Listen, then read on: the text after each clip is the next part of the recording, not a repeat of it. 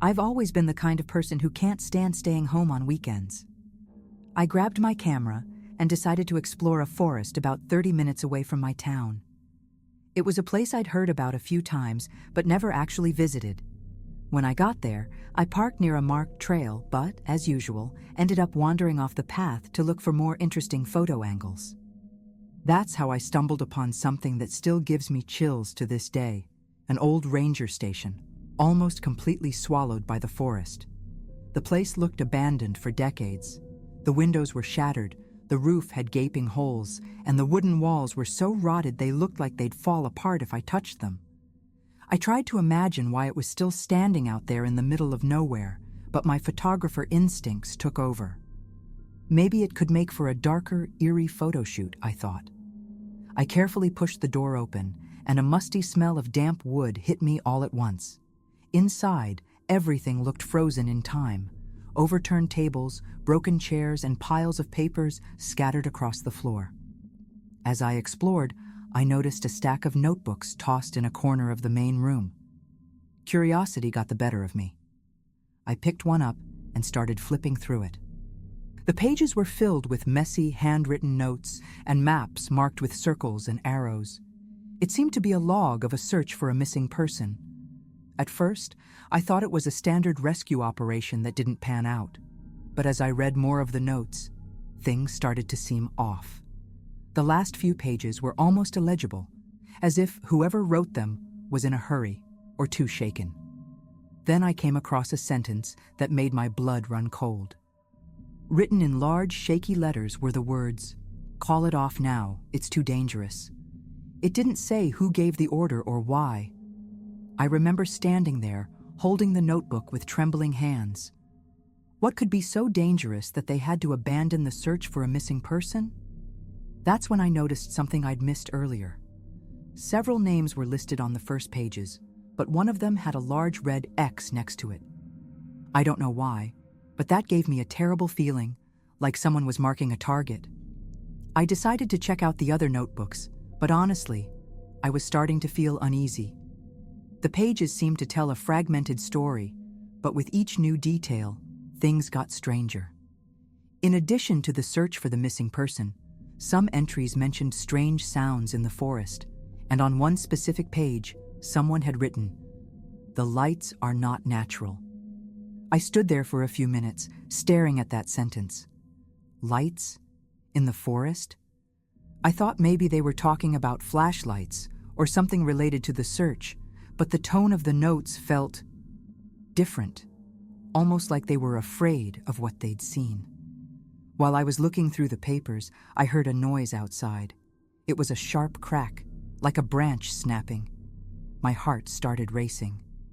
At that moment, the idea of being alone in the middle of the forest stopped feeling like an adventure. I went to the nearest window to try and see something, but the vegetation was so thick I couldn't see very far. I grabbed my phone to turn on the flashlight, but I noticed I had no signal at all. That only made me more anxious.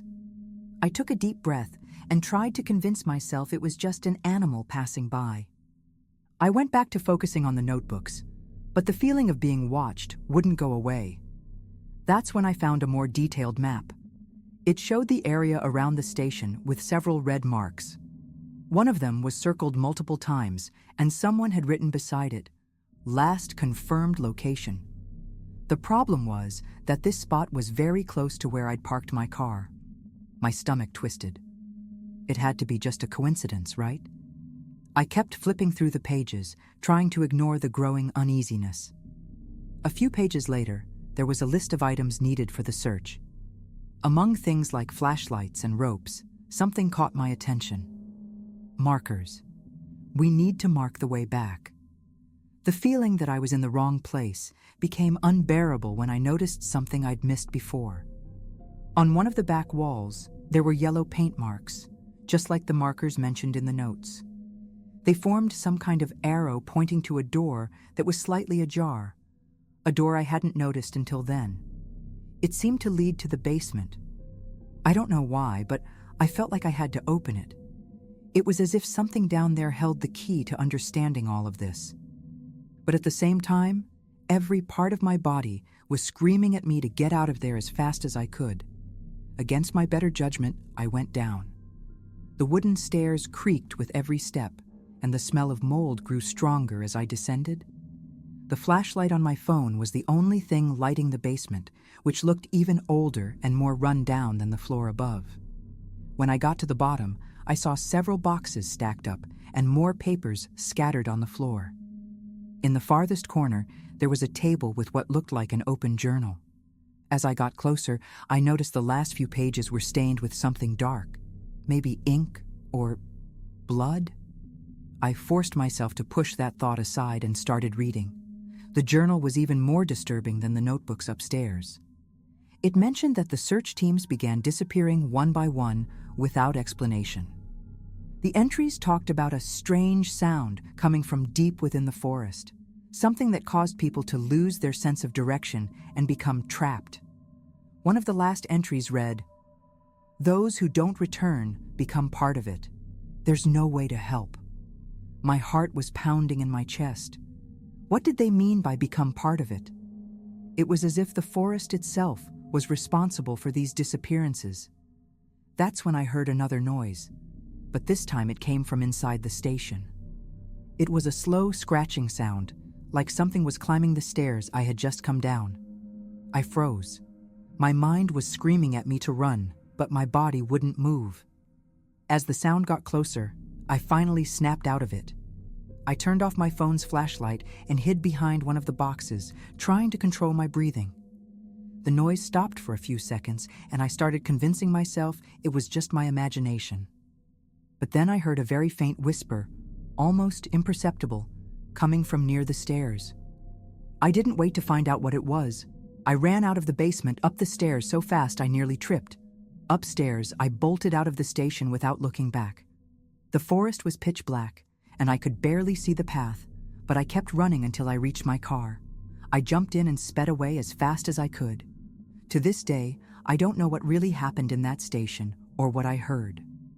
I've never told anyone about this until now, but one thing I know for sure, those notebooks and that journal weren't left there by accident. Someone knew that this wasn't just a normal search, and that there's something in that forest no one is meant to find.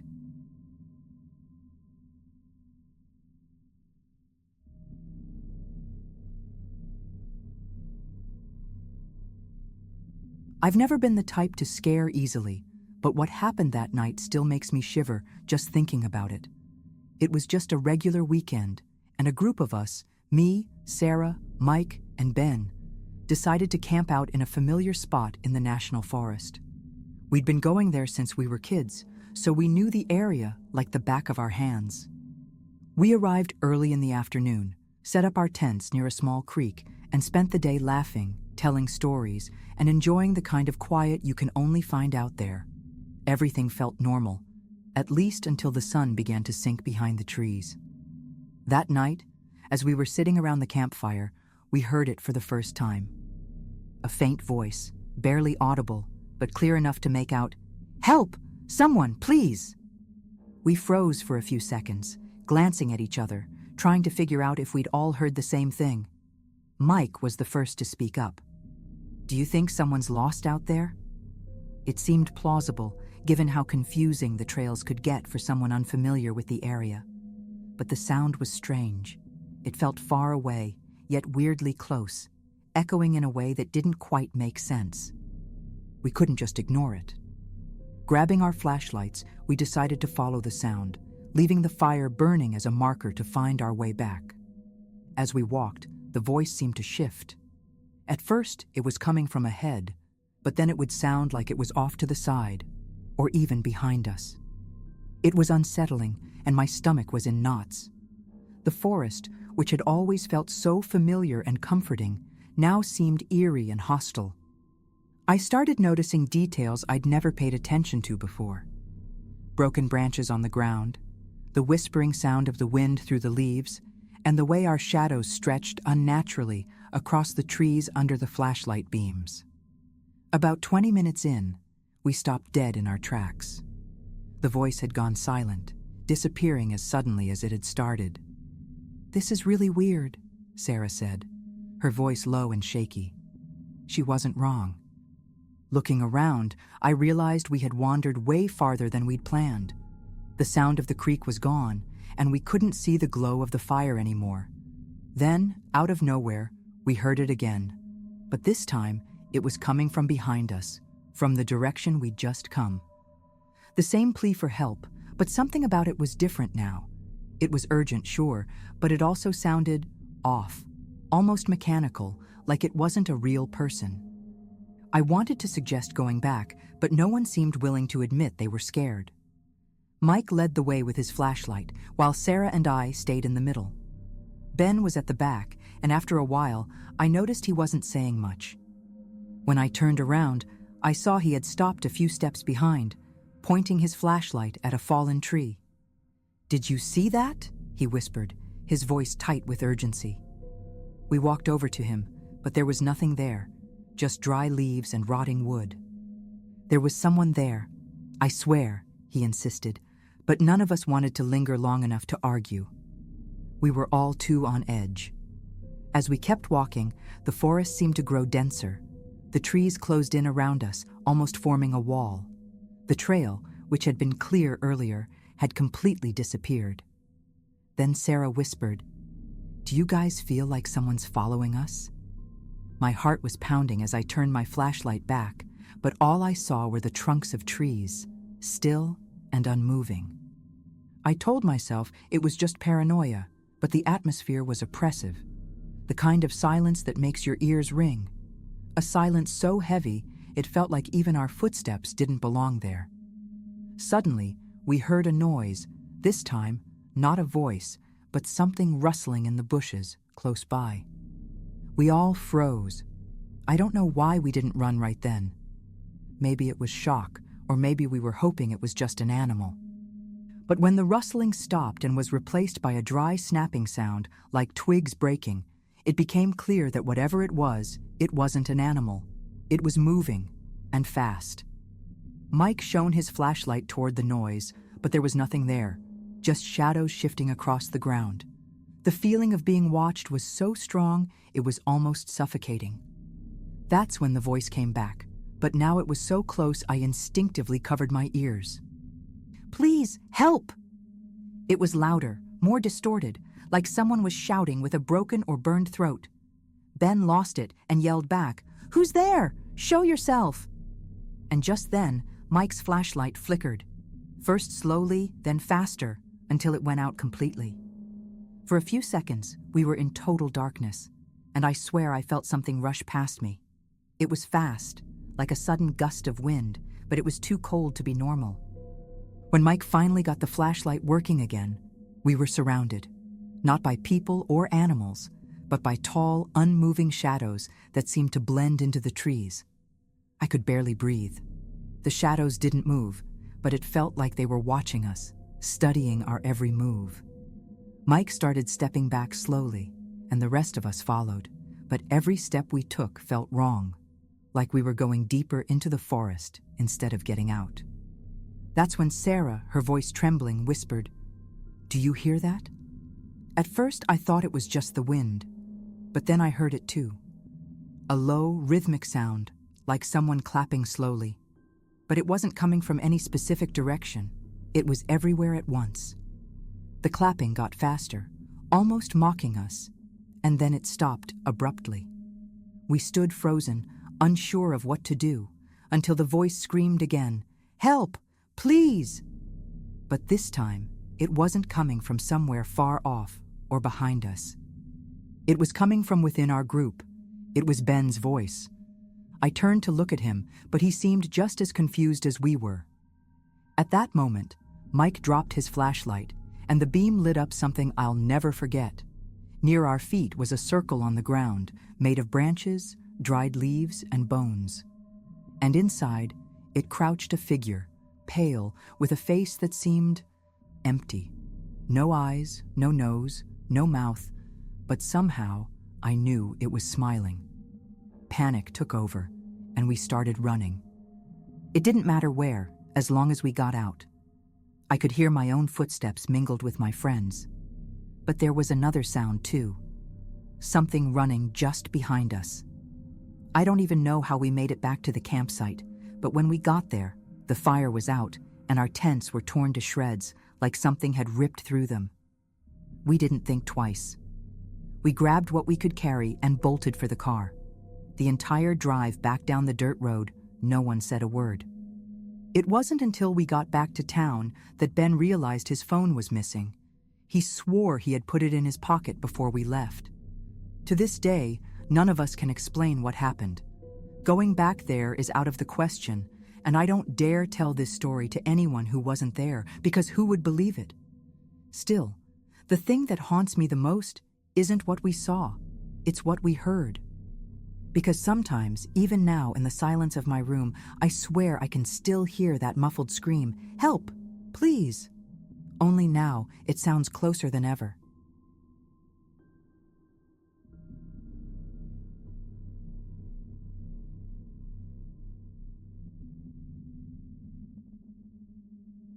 I've never been a big fan of camping, but when my friends insisted I join them on that trip, I eventually gave in.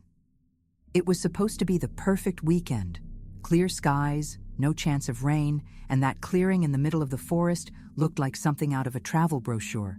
It was so isolated that it gave me a sense of freedom I didn't know I needed. We arrived late in the afternoon and set up the tents as the sun began to set. The golden light filtering through the trees created an almost magical scene. We laughed, joked about who would gather the most firewood, and argued over who would be the chef of the night. Everything felt easygoing, and honestly, it seemed like the perfect weekend to unplug from everything. After dinner, we sat around the campfire, talking and listening to music on the small radio that Ethan had brought. I think it was Lily who noticed it first. We were laughing about something when she asked, "Did anyone leave that by the tree?" Everyone turned to look where she was pointing. Right at the edge of the campsite, near a gnarled tree, was an old doll. It was small, the kind you'd find at a flea market, but it was dirty, with a scratched face and a torn dress. Someone joked that it was probably just trash left behind by a previous group of campers. We shrugged it off and went back to chatting, but for some reason, it stuck in my mind. I couldn't remember seeing anything there earlier. Later that night, when it was close to midnight, we were getting ready to sleep. Ethan and Lily had gone to their tent, and I was with Sarah by the fire, tidying up some things, when I noticed something glinting on the ground near the tree line. I grabbed my flashlight and walked over to it. It was an old metal canteen, rusted and almost unrecognizable, but clearly some kind of military relic. I showed it to Sarah, and she just shrugged, saying it was probably another piece of junk someone left behind. But at that point, I was starting to feel uneasy. First the doll, and now this? Who brings a canteen like that camping and just leaves it behind? I stuffed it into my backpack more out of reflex than curiosity, and tried not to overthink it. When we finally got into the tent, the silence in the forest felt heavier than before. Sarah fell asleep quickly, but I lay there listening to the sounds outside. The wind rustling the leaves, the occasional scurry of a small animal, and now and then, the crack of a branch breaking somewhere in the distance. I was almost drifting off when I heard Lily scream outside. I bolted out of the tent, heart pounding, and found her and Ethan standing near the edge of the clearing, pointing at something. It was a jacket. None of us owned it, I was sure of that. It was large and heavy, like something meant for winter. But the strangest thing wasn't the jacket itself. It was hanging from a branch, perfectly dry despite the damp night air.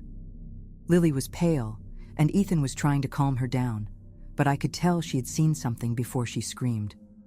When I asked what happened, she said, trembling, that she had stepped out of the tent to use the makeshift bathroom we'd set up earlier when she saw the jacket.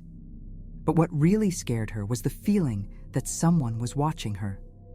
"I swear there was someone there," she whispered, staring at the edge of the clearing. Ethan tried to be rational, saying it was all in her head because of the darkness, but Lily insisted she saw something moving between the trees. I wanted to believe it was just paranoia, but after the doll, the canteen, and now this, my mind was racing. We shined our flashlights around but didn't see anything, just trees and the shadows they cast. We tried to go back to our tents, but the atmosphere felt off. Ethan and Lily were whispering to each other while Sarah asked if we weren't overreacting. I was trying to convince her that it might be a good idea to keep the fire going all night, just in case. While we were talking, I noticed Lily still staring into the darkness, like she was waiting for something to come out. That's when we heard it. A loud crack, like someone stepping on a dry branch, came from just outside the clearing. We all froze. Ethan shined his flashlight in that direction, but there was nothing there. Just trees and a ground littered with leaves. The silence that followed was deafening, and I could hear my own heartbeat. Ethan, trying to stay calm, suggested we check it out. I thought it was a terrible idea, but he was already walking toward the sound. I grabbed my flashlight and followed him, while Lily and Sarah stayed near the fire. Every step we took felt heavier, and the air around us seemed thick, almost suffocating, like the forest was swallowing us whole. When we reached the spot where we heard the noise, there was nothing but broken branches and scattered leaves. Then Ethan noticed something. On the ground were marks, like something heavy had been dragged through the dirt. The trail disappeared deeper into the darker part of the forest. Ethan looked at me, and I could tell he was just as uneasy as I was. We hurried back to the campsite without saying a word. When we got there, Sarah quietly asked if we'd seen anything. We told them about the marks, but tried to downplay it, saying it could have been made by a large animal. Nobody really bought that explanation, but no one wanted to admit how scared we were. We sat around the fire in silence, the flames casting flickering shadows on the trees around us. That's when Lily, still staring into the darkness, pointed again. There. Someone's there. We all turned to look, and that's when I saw it. Between the trees there was a figure. I couldn't make out any details, but it was definitely a person. Just standing there, completely still, watching us. For a few seconds, none of us moved. It was like all the air had been sucked out of the clearing. The figure didn't move either, but I could feel its gaze. The thing that scared me the most was the complete lack of sound. Not even the leaves or branches stirred like before. Ethan finally broke the silence, shouting something like, "Hey, who's there?" The figure didn't respond. It just stood there. After a moment, it stepped back into the shadows, barely visible but still there, enough to keep us frozen. "Maybe it's a hunter or someone lost," Ethan said. But I could tell even he didn't believe that. Something was wrong, and we all felt it. Ethan grabbed one of the flashlights and started walking toward the figure. I wanted to stop him, but at the same time, I was frozen with fear. He took a few steps before Lily practically begged him to stop, her voice shaking as she held onto his arm. "Don't go over there, please," she said, almost in tears. He hesitated, looked back at us, and I think he finally realized just how wrong everything felt. We stayed by the fire, but no one could relax. The figure remained in the shadows, motionless, as if waiting for something. It was unbearable. Sarah suggested we all get into the tents and ignore it, but who could sleep knowing someone was out there? Things got worse when, without warning, the figure turned and disappeared into the trees. The relief I felt lasted only a few seconds, because that's when we heard the footsteps. They didn't come from one place. It was like something, or several things, were circling the campsite. The sound would grow louder, then softer, as if trying to confuse us. The fire seemed to dim, and the cold grew sharper. We tried shining our flashlights into the forest, but all we saw were trees and shifting shadows. I had never felt so terrified in my life. No one said a word, but I could feel that we were all thinking the same thing. We needed to leave. As the first light of dawn crept over the horizon, the sounds just stopped. The fire had gone out, and everything felt eerily quiet, like the forest was reclaiming its calm. We packed up our things as fast as we could without saying much and left the clearing. We didn't see anyone else or hear anything as we made our way back to the car, but the silence that followed us was deafening. To this day, I can't explain what happened that night. Was it the things we found, the person watching us, or something worse? All I know is that I'm never camping again. Whatever was in that forest is still out there.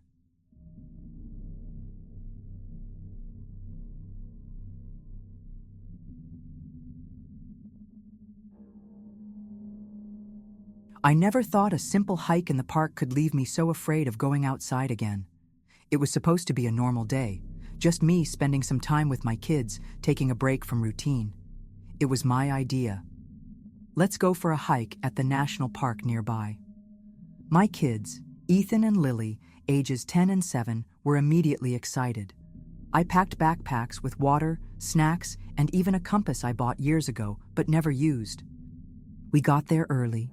The sun was shining, and the fresh forest air promised a peaceful day. But nothing about that day was peaceful. The trail was well marked with signs and everything, but the two of them were fascinated by every little detail. Lily ran ahead, collecting leaves and strange sticks, while Ethan kept asking questions about the animals that might live in the forest. At some point, Lily pointed to something off the main trail, an old rusted fence with ropes tied around it. The signs hanging from it said to keep out, but they were so worn that the words were barely legible. I hesitated, of course, but you know how it is. You think it's just there to scare people or for over-the-top safety. It didn't seem genuinely dangerous. Before I could stop them, Ethan and Lily had already ducked under the ropes. "Don't go far," I shouted, but they just laughed and said they were only taking a closer look. I didn't want to be the overbearing parent, so I followed them.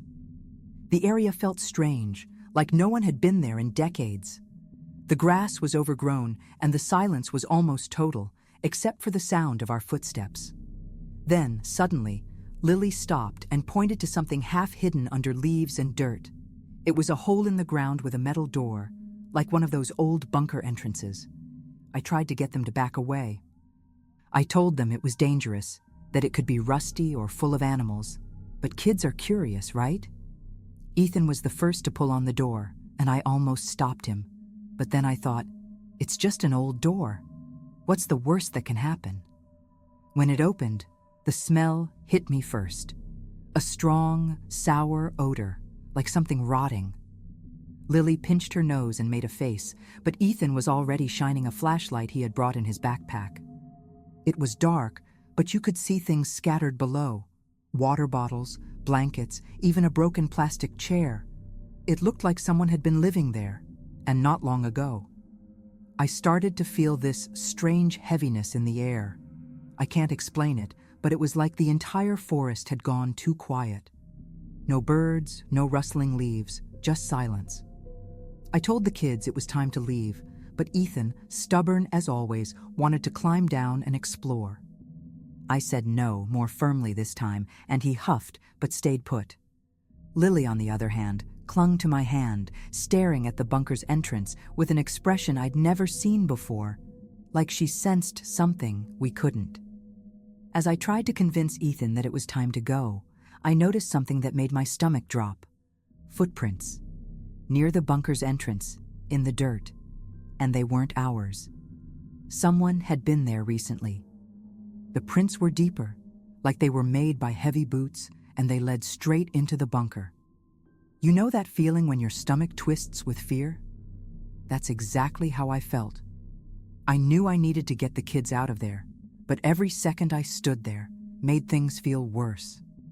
Finally, I grabbed both of them by the arms and said we were leaving, but Ethan stopped me again. He was pointing to something a few feet away. It was a piece of paper, pinned under a rock. I picked it up, and it was torn, like it had been ripped from a notebook. The writing was hurried, with large, shaky letters. It only said, "You're being watched. Leave now." A chill ran down my spine. I don't know what came over me, but I immediately turned and scanned the area around us, half expecting to see someone watching. There was nothing, just those tall trees and the overgrown brush surrounding us. I wanted to believe it was some prank by teenagers, but nothing about it felt normal. That's when I heard it. A low sound, like metal scraping against metal, coming from inside the bunker. My heart was pounding, and even Ethan, who was usually fearless, gripped my hand tightly. Lily started crying softly, saying she wanted to go home. I didn't waste another second. I grabbed them both and started walking quickly back to the main trail. But with every step we took, I couldn't shake the feeling that something was following us. As we made our way back to the main trail, the sense of being followed only grew stronger. I kept glancing over my shoulder every few steps, but I didn't see anything. Still, the silence hung thick in the air. Even the sound of our footsteps seemed muffled, like the whole forest was holding its breath. Ethan whispered, "Dad, is someone behind us?" I tried to sound confident, told him it was just our imagination, but my voice shook. They could tell. I know they could tell. Then I heard it. Not loud, but clear enough to make me freeze in my tracks. Something was moving in the bushes, just a few feet away. The kind of movement you know isn't just the wind. Lily started to sob, and I picked her up without thinking twice. Ethan grabbed my shirt so tightly he nearly tore it. I kept walking, faster now, almost running, but the sound was keeping pace with us. It wasn't subtle anymore. It was like whatever it was wanted us to know it was there. Suddenly, something darted past the edge of my vision, a blur, too fast for me to make out. My heart was in my throat, and I knew we couldn't stop. I yelled at Ethan to stay close and ran as fast as I could down the trail. I wasn't even sure if we were going the right way. I just knew we needed to get out of there. The sound followed us, now louder, like heavy steps crushing twigs and leaves. It was circling us, moving from side to side as if it was toying with us. Finally, we saw the park's entrance, and I don't think I've ever felt so relieved in my life. The moment we crossed the gate, everything stopped. The noise, the movement, even the feeling of being watched. It all vanished, like it had never been there. I turned one last time to look down the trail behind us, but all I saw was emptiness. No one was there. The kids were crying, and I was trying to hide how badly my hands were shaking. To this day, I can't explain what happened in that forest. I just know I'll never ignore a warning sign again.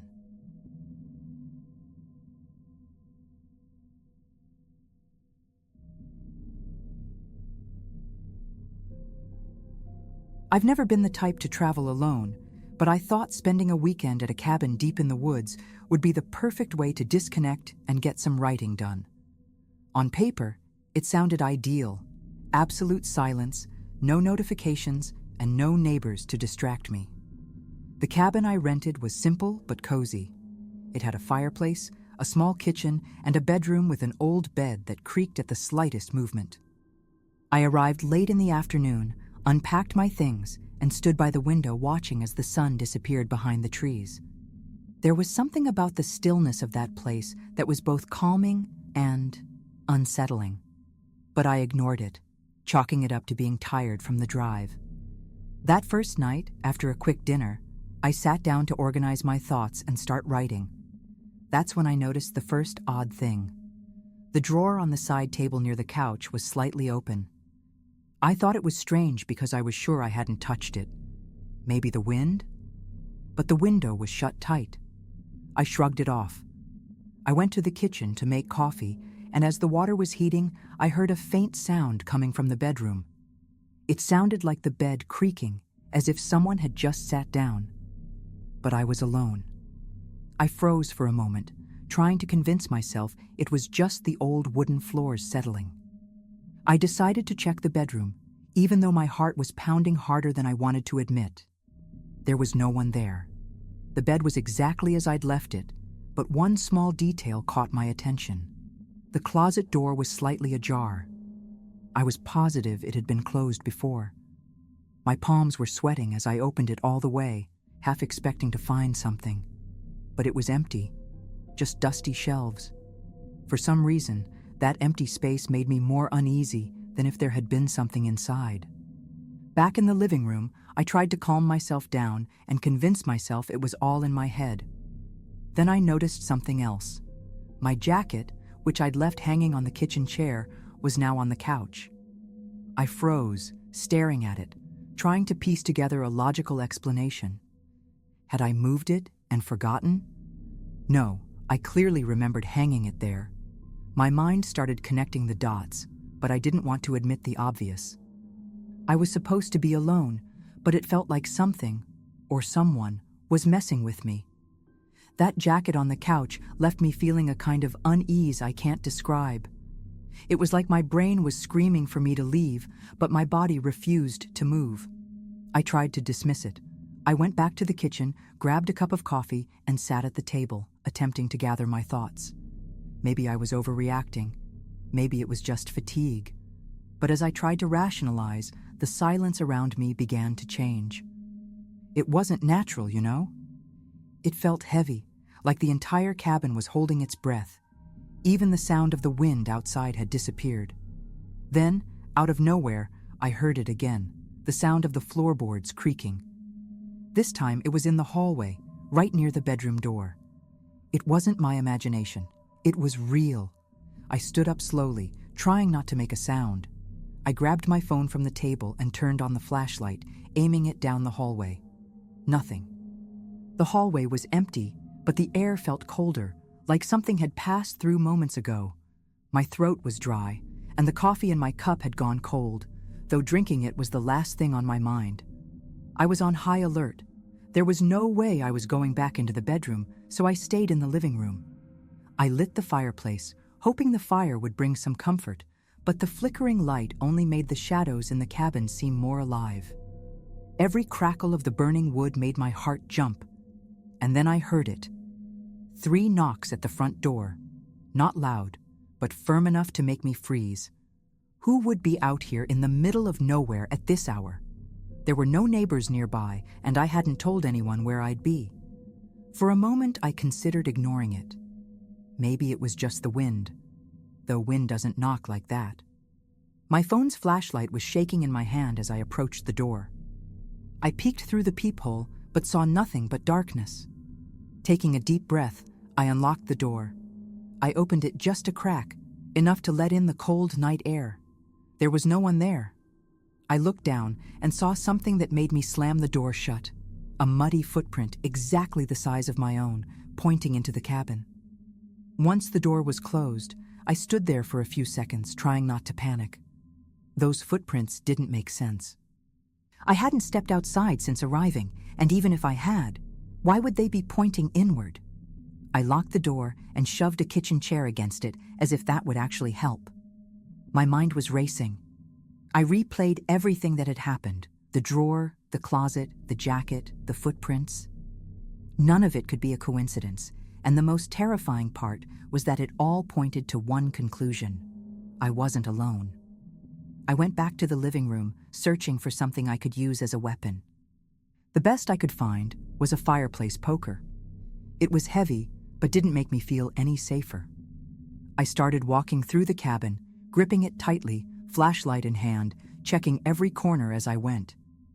Each room felt smaller and more suffocating than the last, but I didn't find anything or anyone. Still, the feeling of being watched was almost unbearable, like a pair of unseen eyes tracking my every move. When I returned to the living room, I noticed the jacket had moved again. This time, it was lying on the floor near the front door. My stomach twisted into knots. I stared at it, trying to decide what to do, when I heard a noise behind me. A loud thud. My heart nearly stopped. I spun around so fast I almost lost my balance, shining the flashlight toward the sound.